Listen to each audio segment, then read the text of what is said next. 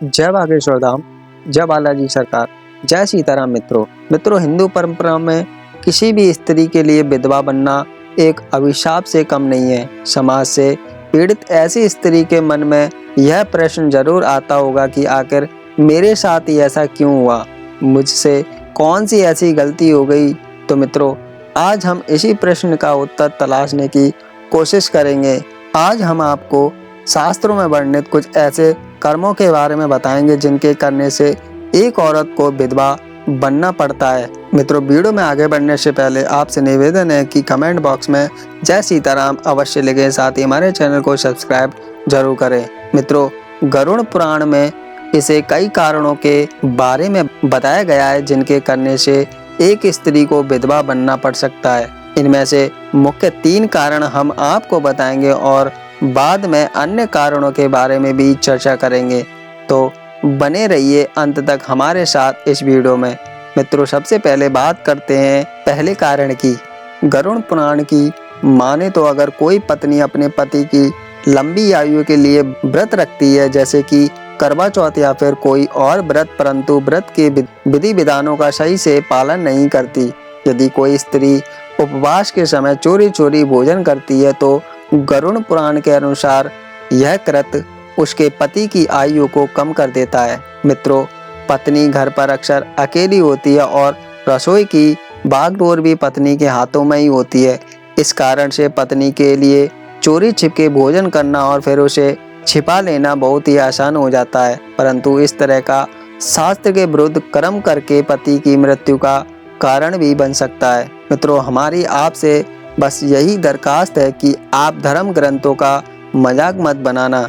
यदि आप व्रत को सही से पूरा नहीं कर सकते तो ऐसी स्थिति में बेहतर होगा कि आप व्रत ना रखें। मित्रों, अब बात करते हैं उस दूसरे कारण के बारे में। अगर कोई स्त्री जरूरत से ज़्यादा झूठ बोलती है, बात बात पर झगड़ा करती है और अपने पति की कोई भी बात नहीं मानती, साथ ही साथ अगर कोई स्त्री अपने पति की कसमें खाती रहती है, तो उसके पति की आयु कम होना निश्चित होता है। मित्रों, वहीं अगर कोई स्त्री अपने पति से झगड़ा करती रहती है और अपशब्दों का इस्तेमाल करती है, तो मित्रों, पति के लिए अपशब्दों का इस्तेमाल करना एक बहुत ही बड़ा पाप माना गया है।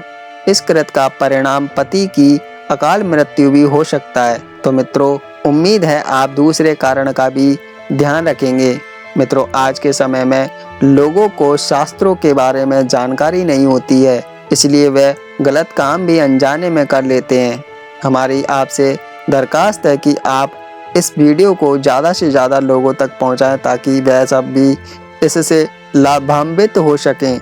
मित्रों, अब बात करते हैं उस तीसरे कारण की। यदि कोई पत्नी अपने पति की लंबी आयु के लिए व्रत तो रखती है, लेकिन साथ ही साथ अपने पति का अपमान भी करती है, तो उसे द्वारा रखा गया व्रत निष्क्रिय हो जाता है और उसका यह कृत्य उसे विधवा भी बना सकता है। मित्रों, अब जो कारण गरुड़ पुराण में बताया गया है वह निश्चित ही आप सबको चौंका देगा। मित्रों, यह कारण है कि अगर कोई पत्नी मांस का सेवन करती है, तो उसके पति के ऊपर कोई ना कोई दिक्कत आती ही रहती है और साथ ही साथ यह मांसाहार उसे विधवा भी बना सकता है। इसके अलावा मांसाहार को शास्त्रों में एक घोर पाप भी माना गया है। तो मित्रों, उम्मीद है कि आप सभी मांसाहार से बचे रहेंगे। मित्रों, इन 3 कृत्यों के अलावा कुछ और भी कर्म ऐसे बताए गए हैं कि जिनके करने से स्त्री विधवा बन सकती है। किसी स्त्री का बृहस्पति के दिन बाल धोना उसके पति के लिए संकट खड़ा कर सकता है। यह सुनने में एक आम सी बात लगती है, परंतु शास्त्रों की माने तो किसी भी शादीशुदा स्त्री को बृहस्पतिवार के दिन अपने बाल नहीं धोने चाहिए।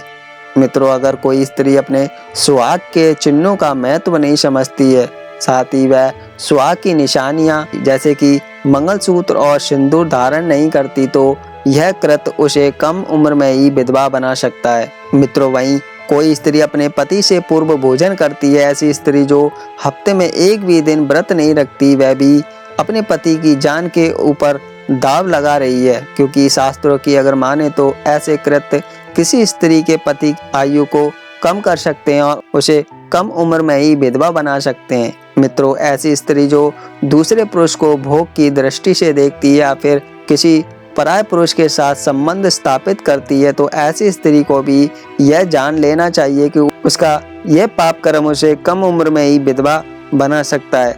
मित्रों, अवैध यौन संबंध को शास्त्र में एक महापाप बताया गया है।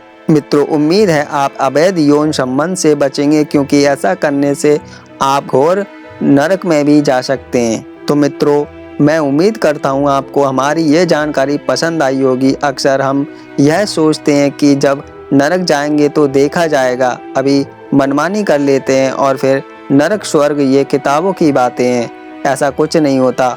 मित्रों, हम लोगों को यह सोचना चाहिए कि अगर यह सब बातें झूठी हुई तो कुछ नहीं, पर अगर ये सच्ची हुई तो फिर हम मुसीबत में पड़ सकते हैं। तो मित्रों, आज की वीडियो में बस इतना ही। वीडियो पूरा देखने के लिए आपका दिल से धन्यवाद। वीडियो अच्छा लगा हो तो वीडियो को लाइक करें, शेयर करें। चैनल पर नए हो तो चैनल को सब्सक्राइब जरूर करें। धन्यवाद मित्रों।